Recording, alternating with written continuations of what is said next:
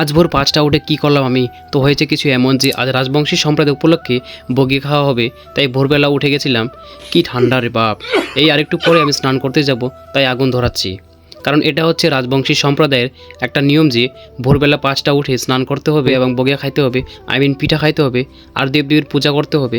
তাই মা আজ এত ঠান্ডায় ভোরবেলা উঠে পূজা করছে। তো এবার আমি চলে যাব স্নান করতে, আর তাই শরীরে মাখিয়ে নিলাম সর্ষে তেল, কারণ শরীরে গরম ধরার জন্য। ওরে বাবা, কি ঠান্ডা লাগছে! স্নান করতে করতে গিয়ে দেখি এদিকে সকাল হয়ে গেছে, আর এদিকে বিট্টু এখনও স্নান করেনি, কারণ তাকে ঠান্ডা লাগে বেশি। তো বন্ধুরা দেখো, এটা হচ্ছে বগিয়া, তো বাংলা ভাষায় বলে এটাকে পিঠা। তারপর মা এদিকে পিঠাকে আগুনে পোড়াতে দিচ্ছে। তারপর কি আর, আমি পেতে না পেতেই খাওয়া শুরু করে দিলাম। তো এটা হচ্ছে হাজার হাজার রাজবংশীদের ইমোশন। তো বন্ধুরা, কে কে আজকে কয়টা কে বগিয়া খেয়েছে অবশ্যই কমেন্ট করে বলবেন। তো ভিডিও ভালো লাগলে লাইক করবেন এবং চ্যানেলে নতুন হলে সাবস্ক্রাইব করে যাবেন। ফেসবুকে দিকে থাকলে তো ফলো দিয়ে পাশে থাকবেন। তো দেখা হচ্ছে আরেকটা নতুন ভিডিও দিয়ে। Tata, bye bye.